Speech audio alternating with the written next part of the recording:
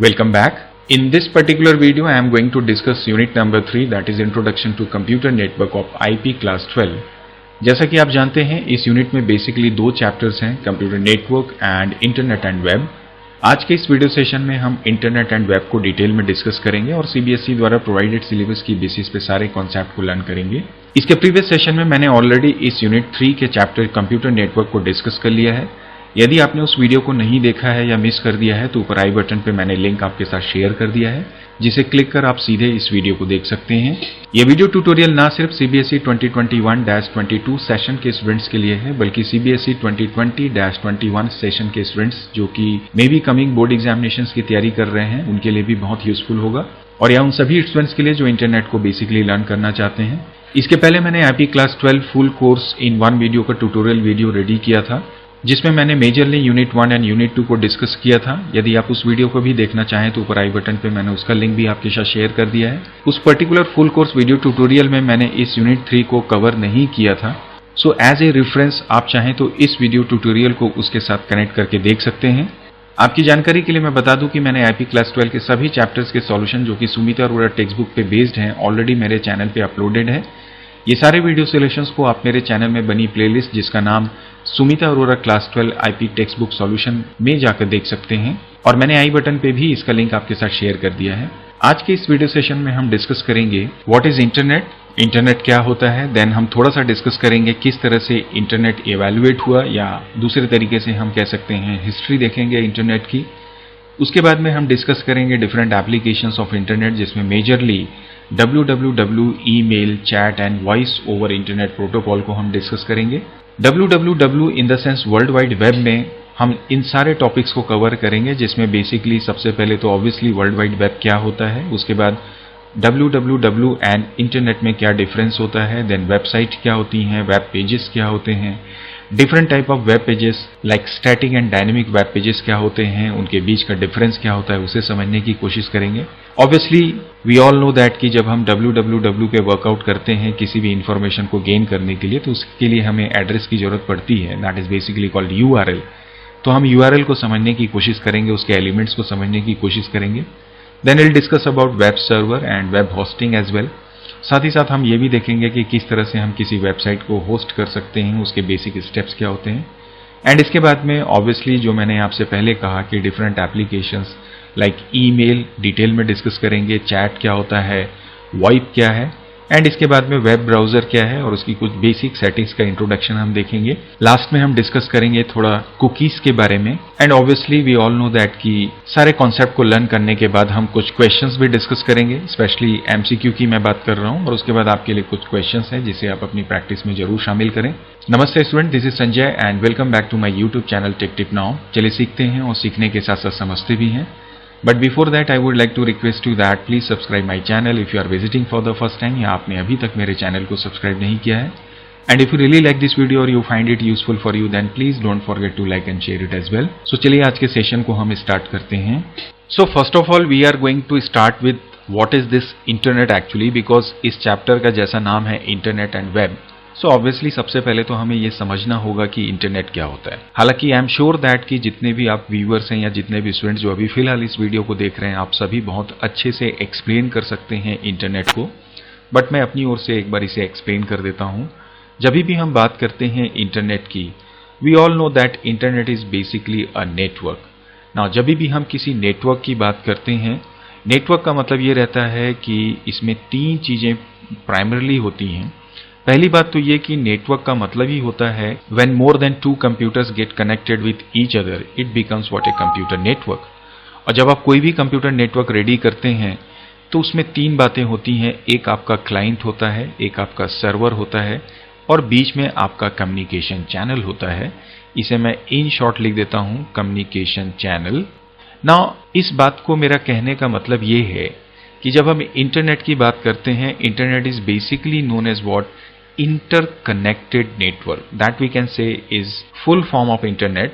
Actually इसका reason ये है कि जब इंटरनेट इवैल्यूएट हुआ था तो पहले हम इसे अर्पानेट के नाम से जानते थे, बट जब पहली बार TCP/IP प्रोटोकॉल का इसमें इन्वॉल्वमेंट हुआ, उस समय इसको पहली बार इंटरकनेक्टेड नेटवर्क के नाम से जाना गया था। इसलिए इंटरनेट को जो है हम एक्चुअली बोलते हैं इंटरकनेक्टेड नेटवर्क। जहां तक इसके डेफिनेशन की बात है, as just I said that it is basically a global network system, we can say it is wide area network, और सबसे बड़ा जो वाइड एरिया नेटवर्क है दैट इज आवर इंटरनेट। जहां तक इसके डेफिनेशन की बात है, there are some important points like first of all it is independent. Independent बोलने का मतलब ये है कि ऐसी कोई भी ऑथराइज्ड बॉडी नहीं है ऑल ओवर वर्ल्ड जो हमारे इस इंटरनेट को गवर्न करती है, इसलिए we should always say that it is independent. Global because we all know that all around the globe जितने भी कंप्यूटर्स हैं वो डायरेक्टली और इनडायरेक्टली इस नेटवर्क से कनेक्ट होते हैं। And network we all know that कि जब कंप्यूटर सिस्टम एक दूसरे के साथ कनेक्टेड हो जाते हैं। So independent global network system of countless computer and electronic devices. We all know that basically तो जब इंटरनेट मार्केट में आया था तो ऑब्वियसली कंप्यूटर सिस्टम ही इस्तेमाल किए जाते थे, but nowadays we all know that कि हमारी जो इंफॉर्मेशन टेक्नोलॉजी है वो इतनी इंप्रूव हो चुकी है कि अब different type of electronic devices, चाहे वो मोबाइल हो, चाहे वो लैपटॉप हो, चाहे वो टैबलेट हो, चाहे वो स्मार्ट वॉच हो, चाहे वो हेडफोन हो, चाहे वो स्मार्ट लॉक हो, हम सभी को इस नेटवर्क में कनेक्ट कर सकते हैं। And it is scattered around the globe in the sense पूरे ग्लोब में कहीं ना कहीं फैले हुए हैं। और ये जो इंटरनेट होता है इसको आप वायर्स के साथ में या वायरलेस टेक्नोलॉजी का इस्तेमाल करते हुए आपस में कनेक्ट कर सकते हैं।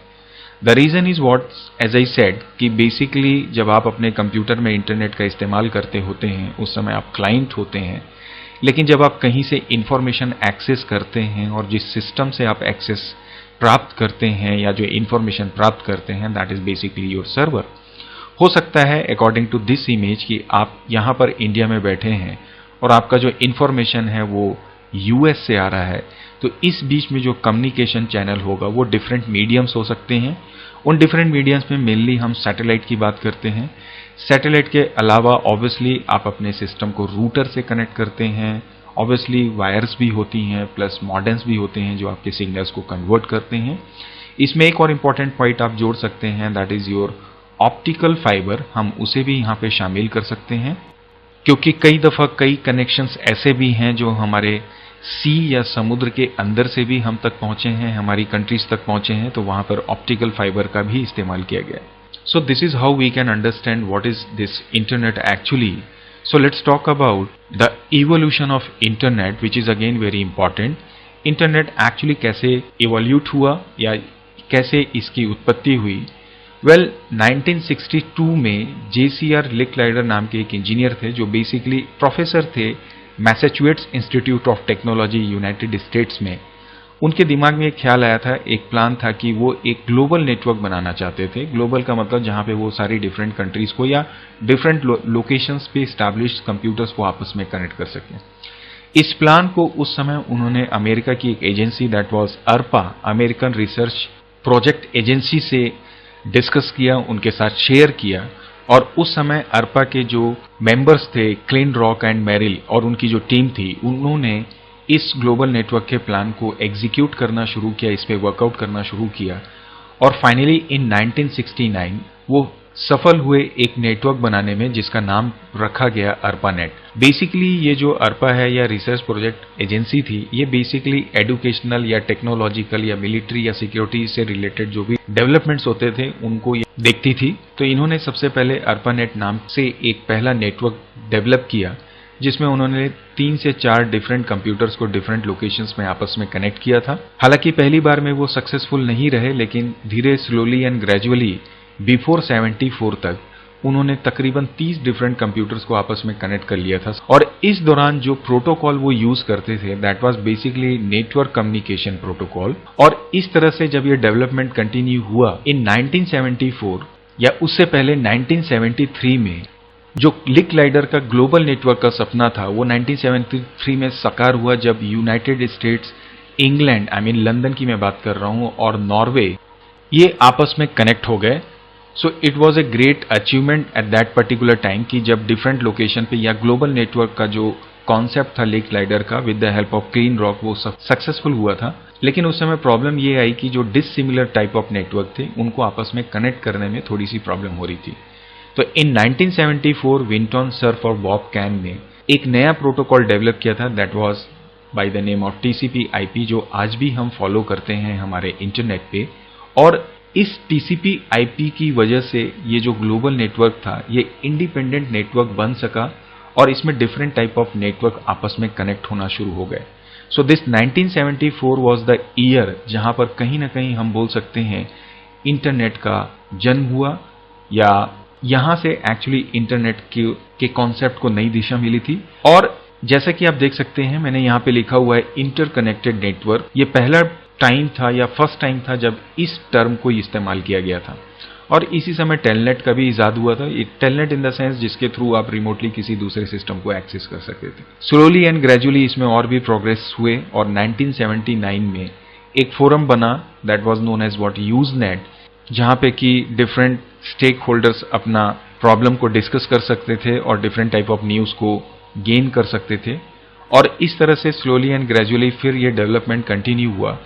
और ये जो TCP/IP था 1983 में ARPANET के द्वारा एक स्टैंडर्ड प्रोटोकॉल डिसाइड कर दिया गया। चूंकि यह ARPANET इस समय तक काफी ज्यादा आगे इंक्रीज हो चुका था, इसमें बहुत सारे नंबर ऑफ कंप्यूटर्स कनेक्ट हो चुके थे, तो उन्होंने ये डिसाइड किया कि चलिए अब हम इस ARPANET को डिसॉल्व करते हैं डिफरेंट नेटवर्क्स में। और इस तरह से जब उन्होंने डिफरेंट नेटवर्क्स की कैटेगरीज बनानी शुरू की तो वहां पर उन्होंने डोमेन नेम सर्विस का कॉन्सेप्ट इंप्लीमेंट किया, या डोमेन नेम सर्विस यहाँ 1983 में शुरू हुई, जहां से .com, .edu, .gov नाम की डोमेन्स का प्रचलन में आना शुरू हुआ।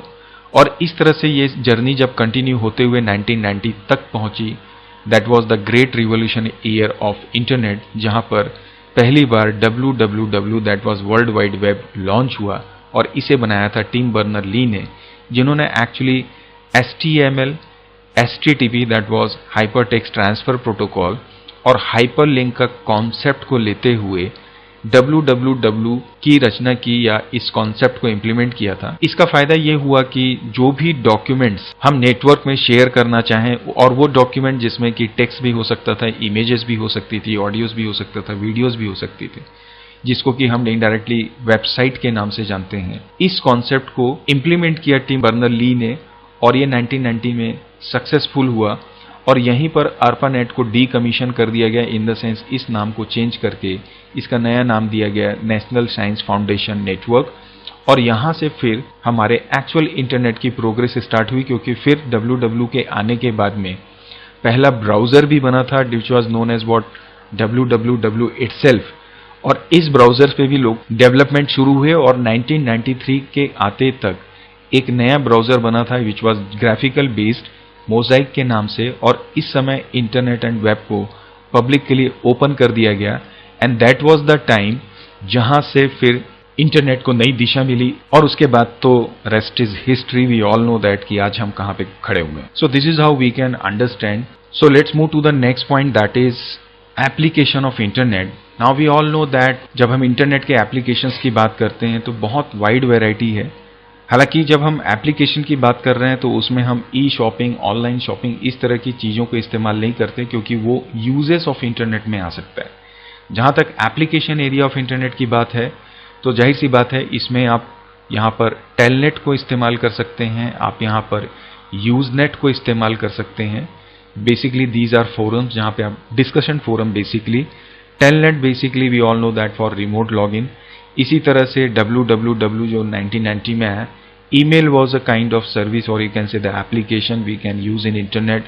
Chatting is again a type of application, and obviously VoIP. According to your syllabus we are not going to discuss these telnet and usenet. हम बात करेंगे इन चार की, that is your www, email, chat and voice over internet protocol. तो चलिए हम अपना discussion शुरू करते हैं सबसे पहले www से। जब भी हम बात करते हैं वर्ल्ड वाइड वेब की तो ये एक बेसिकली कंफ्यूजिंग टॉपिक होता है। द रीजन इज व्हाट कि ज्यादातर हम ये समझते हैं कि इंटरनेट और www I mean world wide web दोनों एक ही चीजें हैं, जबकि अगर आप रियलिटी में देखें तो आपका जो इंटरनेट है और जो आपका www है, both are separate objects you can से।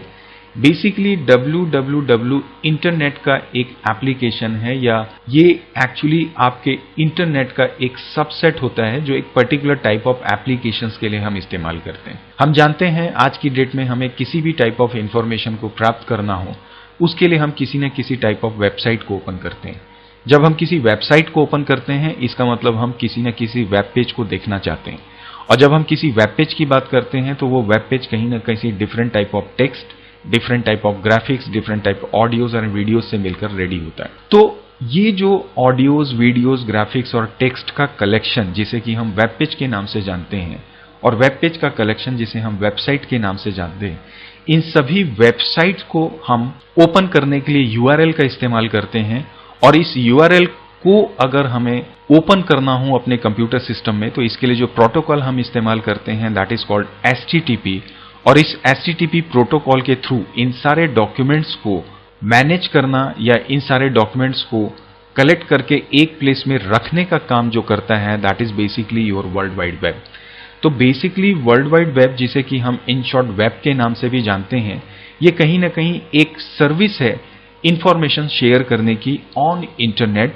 और it was actually developed by Tim Berners-Lee in 1989 और you can say 1990, so that different stake holders all around the globe easily किसी भी टाइप ऑफ इंफॉर्मेशन को अपनी ही language में आसानी से अट्रैक्टिव मैनर पे अपने वेब ब्राउजर पे देख सकें।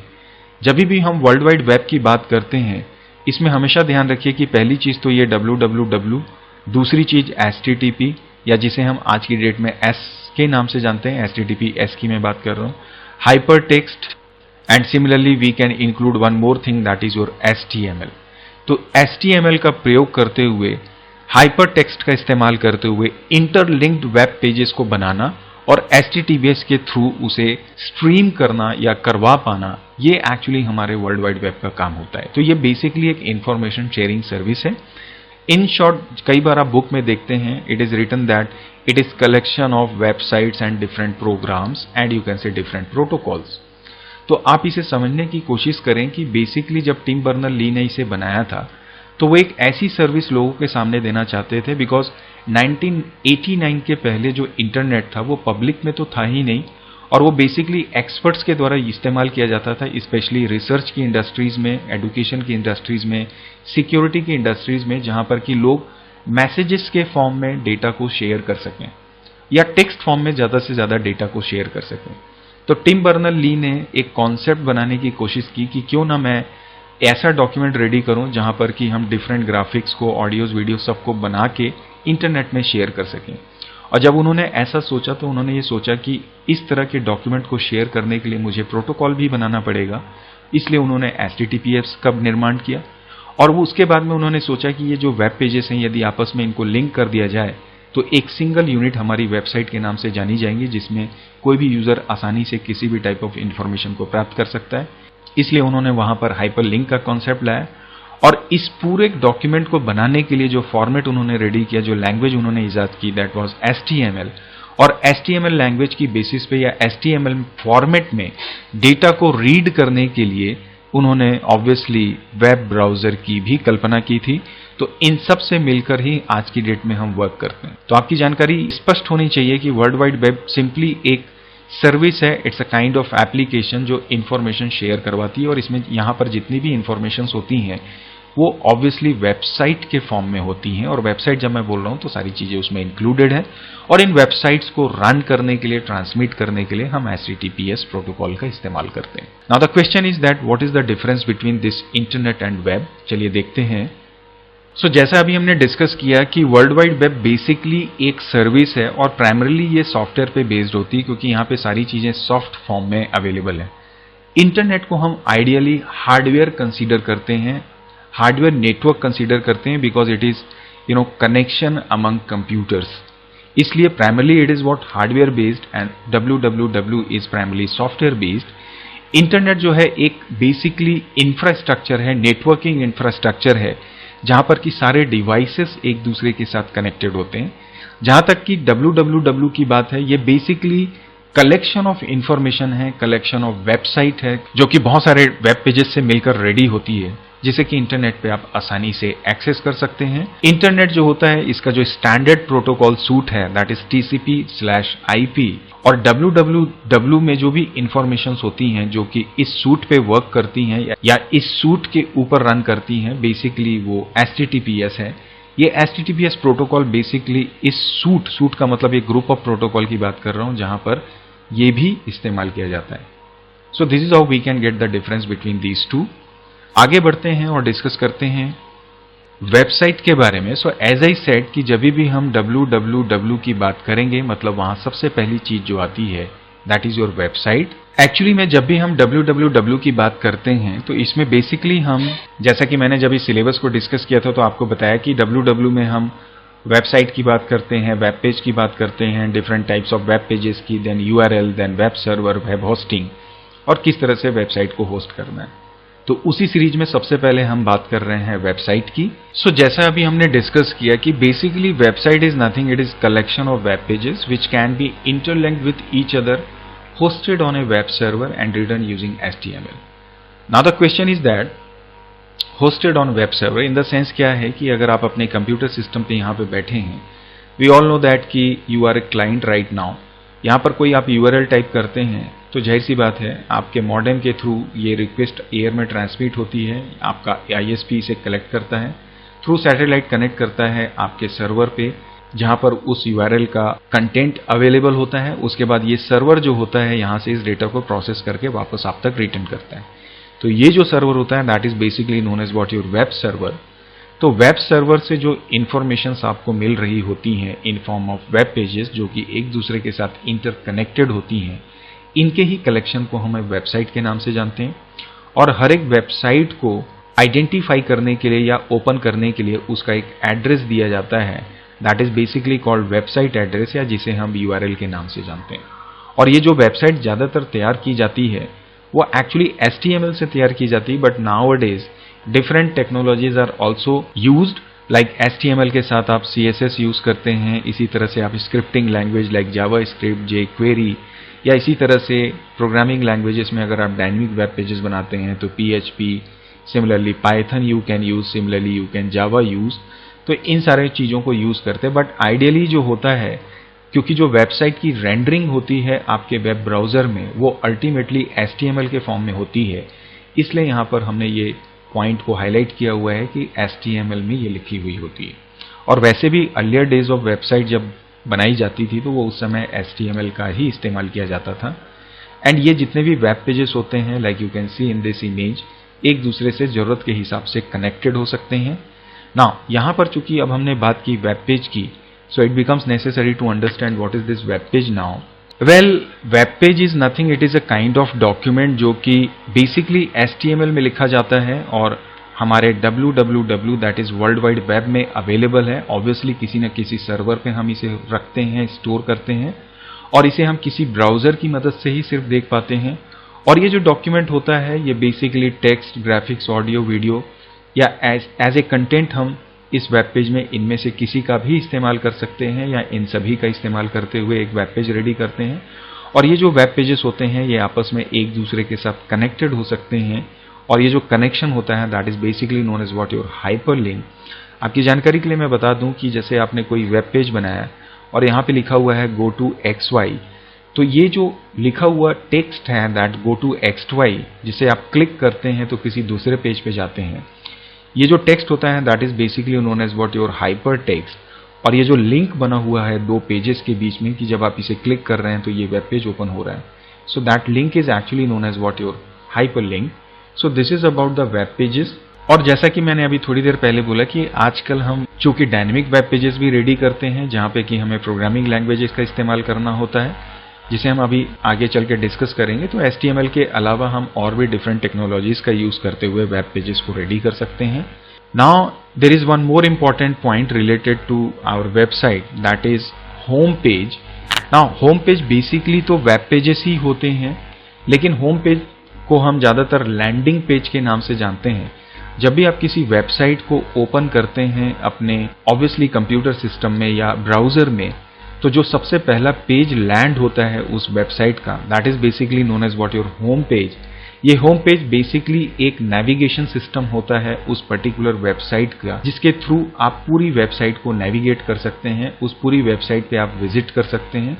इन द सेंस एक मेन्यू सिस्टम होता है जहां पे सारे लिंक्स उस वेबसाइट में अवेलेबल वेब पेजेस के होते हैं जिन्हें क्लिक करके आप अपने डिजायर इंफॉर्मेशन को प्राप्त करने से रिलेटेड वेब पेजेस को ओपन कर सकते हैं। और ये होम पेज हमारी वेबसाइट के लिए बहुत इंपॉर्टेंट पार्ट होता है, बिकॉज कहीं ना कहीं ये हमारी वेबसाइट का अपीयरेंस डिसाइड करता है। So as a website developer जब भी आप वर्क करते हैं तो ये सबसे इंपॉर्टेंट वर्क होता है कि आप अपने होम पेज को इतना अट्रैक्टिव और सिस्टमेटिक और लाइट वेट बनाएं कि कोई भी यूजर जब उसे ओपन करे तो वो वहां एटलीस्ट स्टे कर सके फॉर सम मोमेंट, और सो दैट वो वहां पर आसानी से लिंक्स को गेन कर सके। सो this is something about the home page. इसके बाद में हम बात करते हैं टाइप्स ऑफ वेब पेजेस की, जिसमें कि basically there are two types of web pages nowadays. One is your static and one is your dynamic.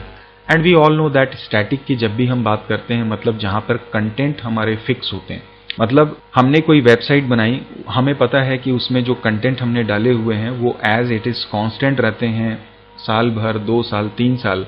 बहुत ही रेयरली हम उसे चेंज करते हैं, या कभी अगर सपोज हमारी कंपनी का एड्रेस चेंज हो गया, दैट मोमेंट हम इसमें चेंजेस करते हैं और ये चेंजेस डायरेक्ट कोड में किए जाते हैं। तो स्टैटिक वेब पेज जो होता है वो बेसिकली इसके जो कंटेंट होते हैं वो फिक्स होते हैं, और जितनी भी यूजर्स कभी भी कहीं भी किसी भी मशीन से उसे देखते हैं उनको सबको सेम कंटेंट मिलता है। और इसमें यदि कोई अपडेशन होता है तो हम डायरेक्ट उसे कोड में करते हैं, ना कि उसके डेटा में। जहां तक बात है आपके डायनेमिक वेब पेजेस की, ज्यादातर आजकल जितनी भी हम वेबसाइट्स देखते हैं वो डायनेमिक वेब पेजेस से लोडेड होती हैं। द रीजन इज व्हाट कि डायनेमिक वेब पेजेस का मतलब ये होता है जिसका कंटेंट लगातार dynamically time to time change होते रहता है, और अकॉर्डिंग टू यूजर उसका अपीयरेंस भी क्या होता है, चेंज होते रहता है। से फॉर एग्जांपल अगर मैं एक amazon.com की बात करूं, तो अगर आप उसके यूजर हैं और आपने कभी उस पर विजिट किया है, सपोज आपने कभी शू को देखा, तो डेफिनेटली नेक्स्ट टाइम जब आप उस amazon.com को ओपन करेंगे तो उसमें आपको शू से रिलेटेड इंफॉर्मेशन को प्राइमरली वो प्रेजेंट करेगा। And eight the same time कोई दूसरा पर्सन उस वेबसाइट को ओपन करे तो हो सकता है वहां पर उसे कंप्यूटर सिस्टम से रिलेटेड इंफॉर्मेशंस को या उससे रिलेटेड डेटा वहां पे प्रेजेंट हो। सो this is what your dynamic web page, और इसके जो कंटेंट होते हैं वो लगातार चेंज होते रहते हैं। डायनेमिक वेब पेजेस में 2-3 चीजें होती हैं। पहली चीज तो ये कि इसमें आपका एक वेब पेज होता है, इसमें जो भी डेटा आता है वो कहीं ना कहीं एक डेटाबेस से आता है। इन द सेंस जो भी कंटेंट होता है वो हमारे डेटाबेस में स्टोर होता है, और as on demand of user हमारा वेब पेज उस डेटा को यहां से एक्सेस करके इस पेज में डिस्प्ले करता है। इन द सेंस इन फ्यूचर या डायनेमिकली जब भी आप इसमें कंटेंट को चेंज करते हैं तो हम एक्चुअल चेंजेस डेटा में करते हैं, ना कि हमारे वेब पेज की डिजाइन में। तो जिस तरह से मैंने स्टैटिक पे बताया कि यहां पर तो हम कोड पे ही चेंजेस करते हैं अगर कंटेंट चेंज करना है, लेकिन डायनेमिक वेब पेजेस में कंटेंट चेंज करने के लिए हमें कोड पे वर्क नहीं करना पड़ता, हम एक्चुअली वर्क करते हैं हमारे उस एप्लीकेशन के डेटाबेस में। So this is how we can understand what is this static and dynamic web pages. बात करते हैं इन दोनों के डिफरेंसेस की। We all know that static as I said fix होता है कंटेंट, जो हर एक टाइम पे सेम फॉर्म पे डिस्प्ले होता है यूजर्स को, और इसका जो कंटेंट होता है I mean dynamic web pages का, वो हर टाइम चेंज होते रहता है और यूजर के अकॉर्डिंग भी उनका अपीयरेंस अलग होता है। It is basically written in HTML code, और इसके साथ हम CSS और जावा स्क्रिप्ट को भी इस्तेमाल करते हैं। लेकिन जो डायनेमिक वेब पेजेस होते हैं उसमें HTML, CSS, जावा स्क्रिप्ट, PHP, जावा, पाइथन, ये सारी लैंग्वेजेस का इस्तेमाल करते हुए बनाया जाता है। ऑब्वियसली स्टैटिक वेब पेजेस जो होते हैं वो रेयरली अपडेट होते हैं, जबकि dynamic web pages frequently update किए जाते हैं। और चूंकि स्टैटिक वेब पेजेस में जो कंटेंट होते हैं वो लाइट वेटेड होते हैं, बहुत मिनिमम कंटेंट होता है, इसलिए उसमें अपलोड करने में टाइम कम लगता है। जबकि जो डायनेमिक वेब पेजेस होते हैं, चूंकि उसमें कंटेंट हैवी ड्यूटी होते हैं, लार्ज अमाउंट ऑफ डेटा होता है, इसलिए ऑब्वियसली उसके अपलोडिंग डाउनलोडिंग में थोड़ा सा टाइम ज्यादा कंज्यूम होता है। So this is how we can understand difference between these two. Now we'll talk about URL. As I said in the discussion of www that अगर आप इस सर्विस में किसी भी वेबसाइट को ओपन करना चाहते हैं, जाहिर सी बात है जब तक आपके पास उसका एड्रेस अवेलेबल नहीं होगा आप कोई भी वर्क नहीं कर सकते। तो उस एड्रेस को ही एक्चुअली हम रिप्रेजेंट करते हैं URL के नाम से। URL का मतलब होता है uniform resource locator. As you can see here, this is the address of a website. ये एक्चुअली एक कंप्लीट एड्रेस है, जहां पर आप देखिए हमने 3 पार्ट्स में से डिवाइड किया है। One is your protocol, second is name, third is your file location. These are basically the components. But ideally URL का मतलब एक यूनिक एड्रेस किसी वेबसाइट का होना, जो कि 3 चीजों से मिलकर बनता है, प्रोटोकॉल, नेम एंड लोकेशन से। प्रोटोकॉल, जैसा मैंने आपको बताया कि www में जो भी डेटा ट्रांसमिट होगा वो इस प्रोटोकॉल के तहत होगा, इसलिए किसी भी यूआरएल में इसका इन्वॉल्वमेंट ज़रूरी होता है। एंड इसके बाद हम अपनी वेबसाइट का या हमारे डॉक्यूमेंट का एक यूनिक नेम प्रोवाइड करते हैं all around the globe, so that वो यूनिकली आइडेंटिफाई हो सके।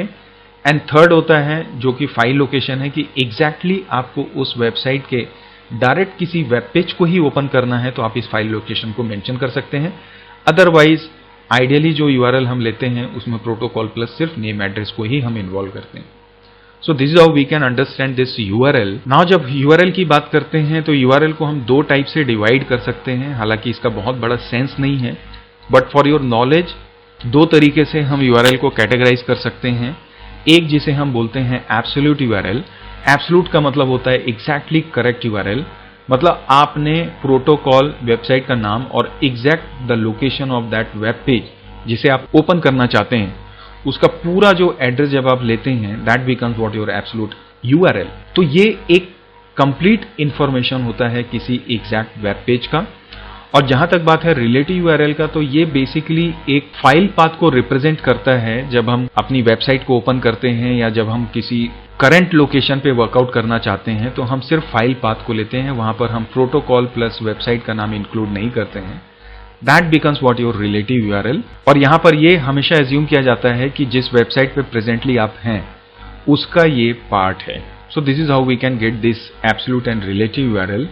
Let's talk about web server, which is again very important because हम जब इंटरनेट यूज करते हैं तो एज ए क्लाइंट जब भी हम कोई रिक्वेस्ट करते हैं तो जो भी इंफॉर्मेशन हमें मिलती है, जाहिर सी बात है वो कहीं ना कहीं किसी सिस्टम में रखी हुई होती है। वो जो सिस्टम होता है वो बेसिकली हम वेब सर्वर के नाम से जानते हैं।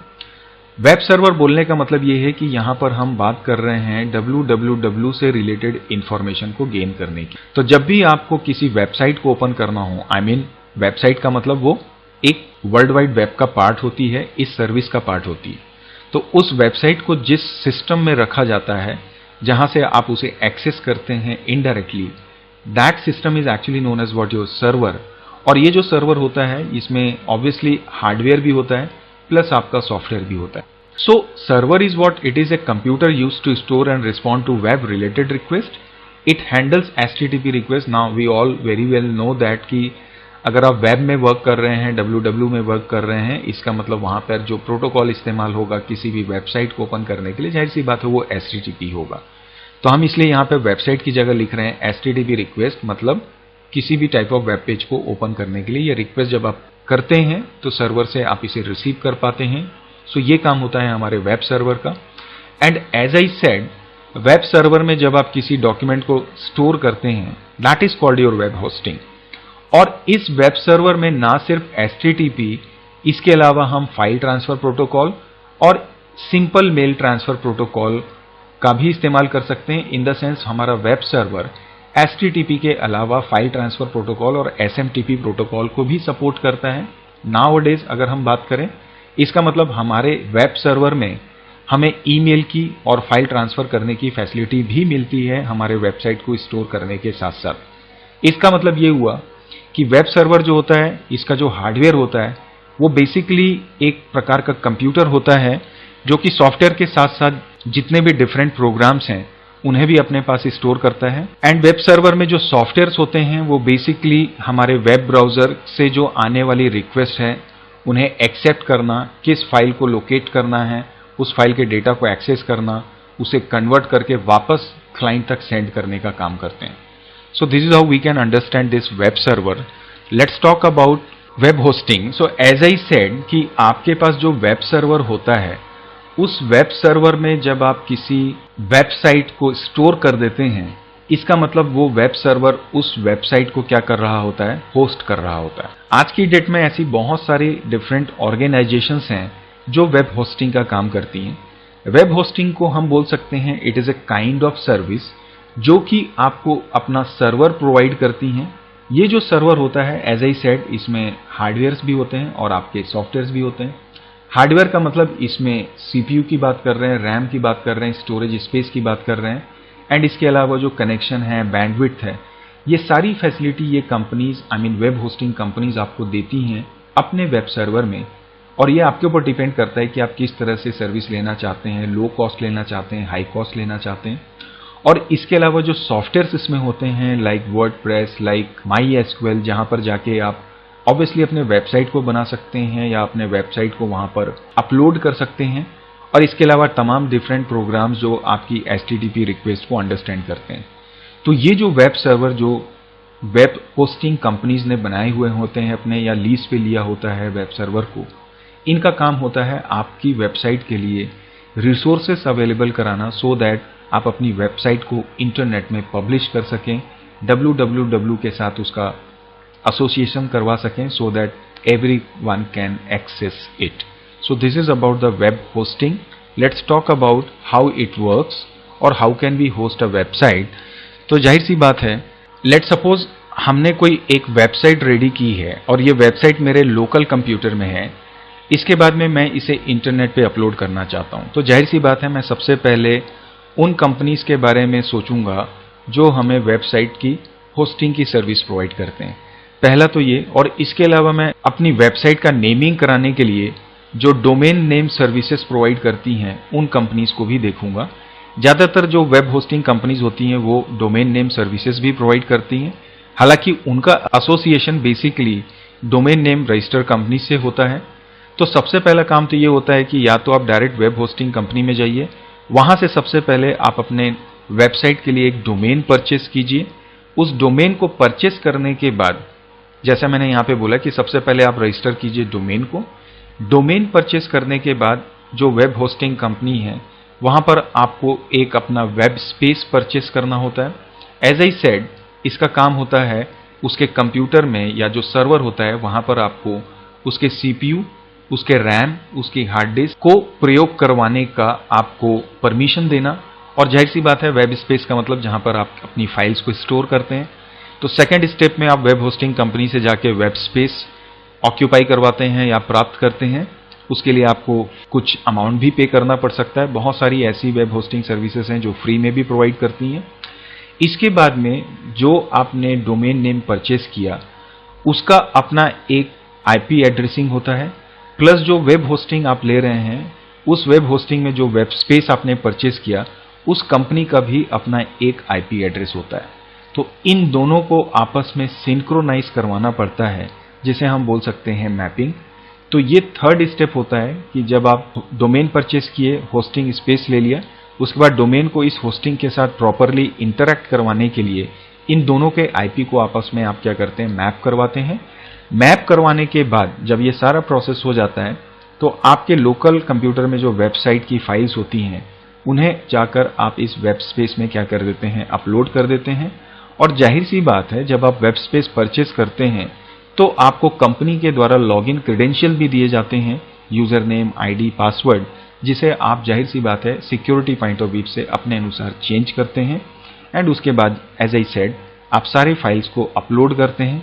और जब आप अपलोड करते हैं यू विल सी वहां पे डिफरेंट फोल्डर्स सिस्टमेटिकली ऑर्गेनाइज होते हैं, जहां पर 1 by 1 आपकी सारी फाइल्स स्टोर हो जाती हैं। And once this process is done, आपकी वेबसाइट इंटरनेट में एक्सेस करने के लिए अवेलेबल हो जाती है। So this is how we can understand how can we host a website. And then the most important part कि ये जितनी भी वेबसाइट होती हैं इन्हें obviously ओपन करने के लिए हम इस्तेमाल करते हैं वेब ब्राउज़र का। Now web browser we all know that कि ये एप्लीकेशन सॉफ्टवेयर्स होते हैं जिसकी हेल्प से हम इंटरनेट में अवेलेबल वेबसाइट्स को ब्राउज कर सकते हैं, वेबसाइट के वेब पेजेस को डिस्प्ले कर सकते हैं। एक्चुअली ये जो वेब ब्राउजर्स होते हैं, एज आई सेड, जब www का निर्माण टिम बर्नर्स-ली ने किया था तो उन्होंने वेब ब्राउजर, HTTP, हाइपरटेक्स्ट और वेबसाइट चारों की बात की थी। तो अगर आपको वेबसाइट ओपन करना है मतलब उसके लिए आपको वेब ब्राउजर की जरूरत पड़ती है।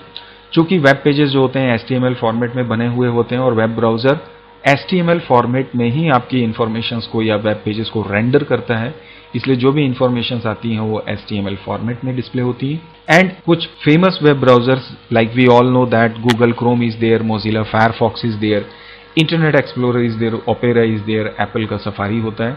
इनमें से जो भी वेब ब्राउजर आप चाहें इस्तेमाल कर सकते हैं। तो ये तो सारी बातें हुई हमारे एक पर्टिकुलर टाइप ऑफ एप्लीकेशन की जिसे हम www के नाम से जानते हैं। अब हम बात करते हैं इंटरनेट की दूसरी एप्लीकेशन जिसे हम जानते हैं ईमेल के नाम से, वी ऑल नो दैट कि email is basically electronic mail, और ये इंटरनेट की एक एप्लीकेशन होती है जिसकी मदद से हम किसी भी इंडिविजुअल को या किसी कंपनी को रिटर्न मैसेजेस सेंड कर सकते हैं, और इसमें मैसेजेस के साथ साथ हम डिफरेंट फाइल्स को भी अटैच कर सकते हैं, और ये लोकेशन कोई भी हो सकता है। नाउ ईमेल की जब हम बात करते हैं तो ईमेल का इस्तेमाल करने के लिए आपके पास अपना खुद का ईमेल एड्रेस होना चाहिए और सामने वाले का भी ईमेल एड्रेस होना चाहिए जिसे हम भेजना चाहते हैं।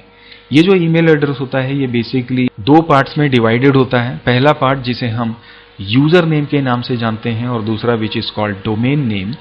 यहाँ पर डोमेन का मतलब एक्चुअली क्या है, देखिए जैसे मैंने आपको बताया कि www एक सर्विस है इंफॉर्मेशन शेयर करने की, उसी तरह से ईमेल प्रोवाइड करने के लिए भी आज की डेट में बहुत सारी डिफरेंट कंपनीज हैं जो ये सर्विस प्रोवाइड करती हैं। Like Gmail is there, like Rediff mail is there, like Yahoo is there, and so many are there. So nowadays almost 95% of people are using this Gmail. So ये Gmail basically क्या हुआ, एक service provider है email का। तो यदि आपको email की सर्विसेज इस्तेमाल करनी है तो सबसे पहले आप इस Gmail में जाके अपना एक एड्रेस रेडी करते हैं, और जब आप कोई एड्रेस रेडी करते हैं तो उसके साथ उस सर्विस प्रोवाइडर का जो डोमेन होता है वो इंक्लूड हो जाता है। तो पहला पार्ट तो आपका खुद का नाम होता है, that should always be unique, और दूसरा जो पार्ट होता है दैट नेम ऑफ डोमेन, जहां से आपने ईमेल की सर्विसेज इस्तेमाल करनी चाहिए, और इन दोनों को सेपरेट करने के लिए बीच में @ सिंबल का इस्तेमाल किया जाता है। So like xyz@yahoo.com is a kind of email address, और इसी तरह से अपना खुद का ईमेल एड्रेस बनाने के बाद आप सामने वाले का ईमेल एड्रेस प्राप्त करते हैं और उसके बाद आप उसे रिटर्न मैसेजेस सेंड कर सकते हैं। जब आप ईमेल सेंड करते हैं, वी ऑल नो दैट कि अगर मैं इसे डायग्राम के थ्रू रिप्रेजेंट करके आपको समझाने की कोशिश करूं, तो जब आप किसी ईमेल को ओपन करते हैं, जब आप अपने इनबॉक्स में जाते हैं और कंपोज करते हैं, यू सी देयर की जो पेज ओपन होता है उसमें सबसे पहले आपका टू बॉक्स होता है, देन सीसी का बॉक्स होता है, देन बीसीसी का बॉक्स होता है, उसके बाद आपका मैसेज का बॉक्स होता है जिसके नीचे आपको अटैचमेंट का बटन मिलता है, एंड सिमिलरली यहाँ पर आपको सब्जेक्ट का भी बटन मिलता है, सॉरी ऑप्शन मिलता है। सो जब आप ईमेल के स्ट्रक्चर की बात करते हैं तो सबसे पहले टू, जहां पर जिसे भेजना है उसका एड्रेस डाला जाता है। Eight the same time CC का मतलब होता है कार्बन कॉपी की, एक ही मेल कई लोगों को भेजना है तो आप बाकी लोगों का मेल एड्रेस आप सीसी में मेंशन कर सकते हैं। और इसी तरह से बीसीसी भी होता है जिसका मतलब होता है ब्लाइंड कार्बन कॉपी, इसका भी इस्तेमाल एक ही मेल को कई लोगों को सेंड करने के लिए हम करते हैं। सीसी और बीसीसी का अंतर सिर्फ ये होता है कि सीसी में जितने भी मेल एड्रेस आप डालते हैं वो सभी रिसीवर्स को डिस्प्ले हो जाते हैं, और बीसीसी में जो मेल एड्रेसेस आप डालते हैं वो किसी भी रिसीवर को डिस्प्ले नहीं होते, रिसीवर को सिर्फ अपना ईमेल एड्रेस ही दिखाई देता है। और इसी तरह से जो सब्जेक्ट या ईमेल का जो टॉपिक है उसके लिए सब्जेक्ट का बॉक्स होता है, एंड इसके नीचे आप अपना पूरा मैसेज लिखते हैं, ड्राफ्ट करते हैं, एंड फाइनली यदि आपको कोई एक पर्टिकुलर फाइल को अपने ईमेल के साथ अटैच करनी है तो उसके साथ हम अटैचमेंट का भी इस्तेमाल करते हैं। So this is how we can get the structure of email. Now the question is what is the difference between this CC and BCC. So we can understand with this example और you can say this table कि CC जो होता है ये basically सारे ही recipients को visible होता है, और जो बीसीसी होता है वो सारे रेसिपिएंट्स को विजिबल नहीं होता है। जो भी रेसिपिएंट्स होते हैं उनको सिर्फ अपना ही एड्रेस दिखाई देता है। सीसी में अगर आप रिप्लाई टू ऑल को सेलेक्ट करते हैं तो सभी को रिप्लाई रिसीव होता है, जबकि बीसीसी में रिप्लाई टू ऑल करने का कोई सेंस नहीं है, सारे रेसिपिएंट्स को उसका रिप्लाई अवेलेबल नहीं होता है। So this is how we can get the difference between this two. Let's talk about next application that is voice over internet protocol, जो कि पिछले कुछ सालों से बहुत ज़्यादा, स्पेशली 3-4 सालों से हम इस्तेमाल कर रहे हैं। Voice over internet protocol basically एक ऑडियो प्रोटोकॉल है जो आपको ऑडियो या वीडियो कॉल को कंप्लीट करने में आपकी मदद करता है, और ज़्यादातर इस वॉइप को इस्तेमाल करने के लिए हमारे पास इंटरनेट का होना लाजमी है। अगर आपके पास इंटरनेट नहीं है तो फिर हम इसका इस्तेमाल नहीं करते। फॉर एग्जाम्पल, जब आप व्हाट्सएप कॉलिंग करते हैं तो वहाँ पर आप वॉइप का प्रयोग करते हैं। जब आप जियो कॉलिंग करते हैं वहाँ पर भी आप obviously voice over internet protocol का इस्तेमाल करते हैं। जब आप हैंगआउट का इस्तेमाल करते हैं, जब आप गूगल डुओ का इस्तेमाल करते हैं, इन सभी जगह जब आप वीडियो कॉल करते हैं या ऑडियो कॉल करते हैं तो यहाँ पर वॉइस ओवर इंटरनेट प्रोटोकॉल का इस्तेमाल होता है। वॉइप का इस्तेमाल होने का जो प्रमुख रीज़न है क्यों ये इतना यूज़फुल है, एक तो सबसे बड़ा रीज़न इसका ये है कि ये इसका कॉस्ट जो है वो बहुत ही कम होता है और इसकी जो फंक्शनैलिटीज़ होती हैं वो काफ़ी रिच होती हैं। So these are the reasons. जहाँ तक बात है इसके एडवांटेजेस की और डिसएडवांटेजेस की, तो पहली बात तो ये कि कॉस्ट इफेक्टिव है और ईजिली अवेलेबल होता है। डिसएडवांटेज की बात करें तो चूंकि यहाँ पर ऑब्वियसली ये डिपेंड करता है इंटरनेट के ऊपर में, तो अगर इंटरनेट का प्रोटोकॉल या इंटरनेट की सर्विस प्रॉपर है तब तो ये सही वर्क करेगा। इमरजेंसी सर्विसेज जो होती हैं वो इस पे वर्क नहीं करती हैं, उनके लिए आपको नॉर्मल कॉल्स के लिए जाना पड़ता है। और चूंकि ये इंटरनेट प्रोटोकॉल पे बेस्ड है और यहाँ पे जो डेटा होते हैं वो पैकेट्स के फॉर्म में ट्रांसमिट होते हैं, तो कई बार इनकी अच्छे क्वालिटी की गारंटी भी हम अश्योर नहीं कर सकते। So these are the disadvantages we can say of this voice over internet protocol. Let's talk about another application that is called chat. Now chatting again is a very common terminology for us because we all are very much familiar with this, that chatting is all about real time communication where you can send instant messages to other who are connected with you at the same time.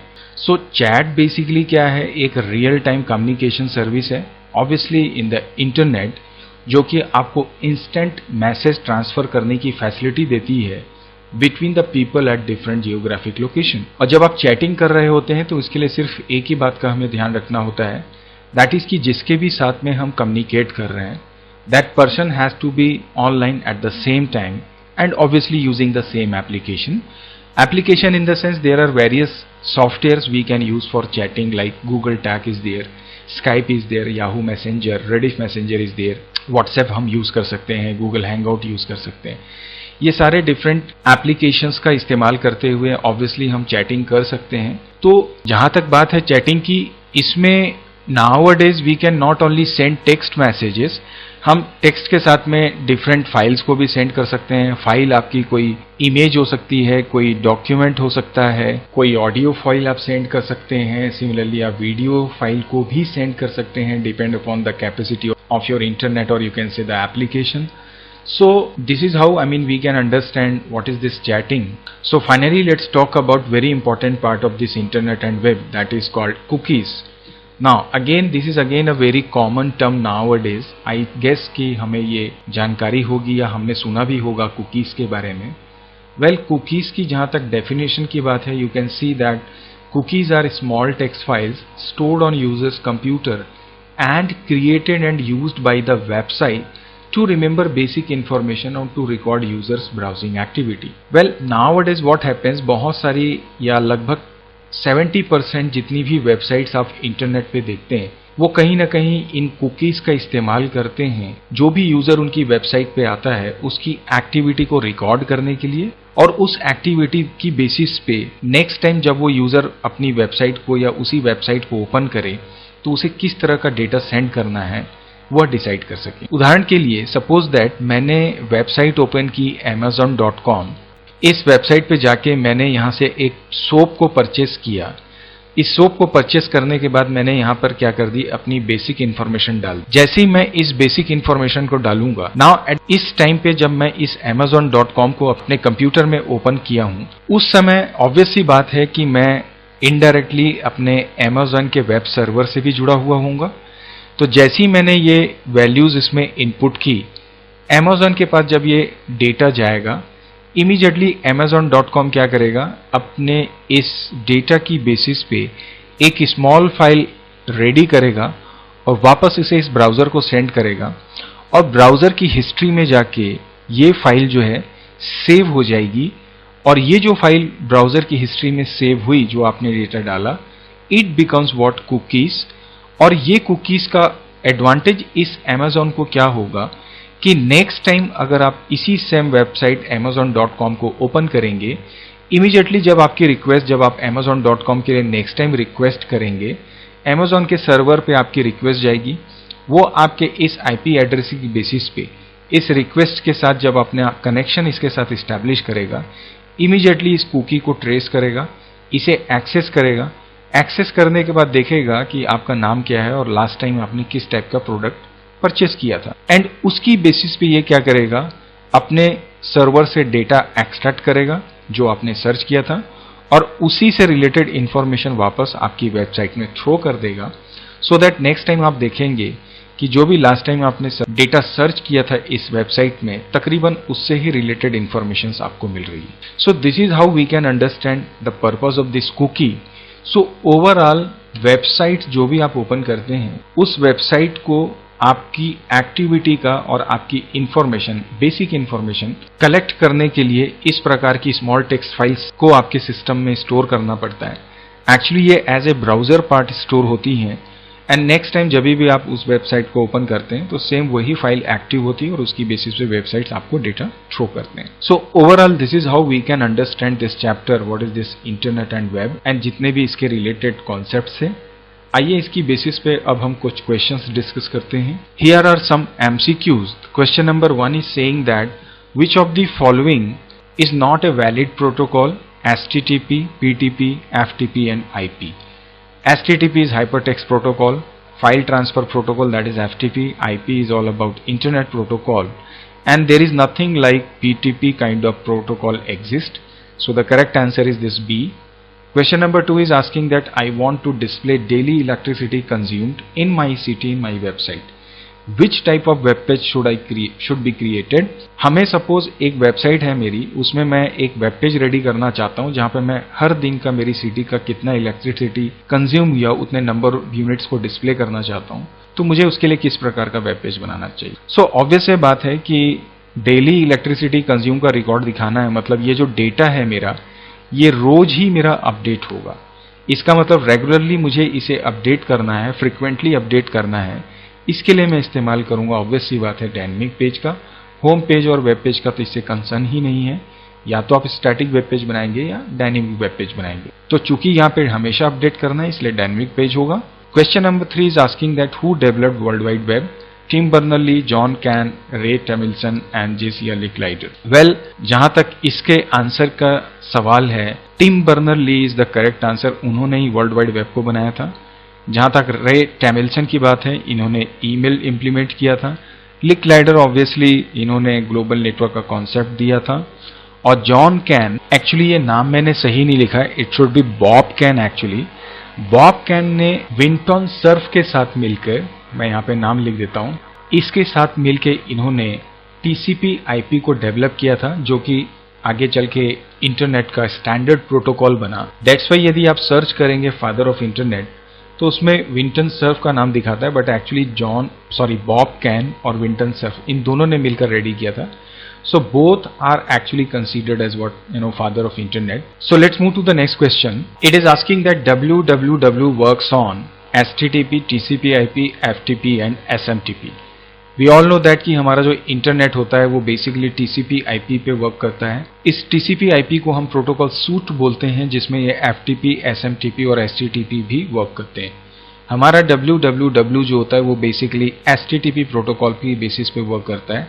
For example यहाँ जो मैंने address दिखा हुआ है, या कोई भी website की आप एड्रेस देखें, that is always written https://www.xyz.com. So it means that it works on this option number A, HTTP protocol.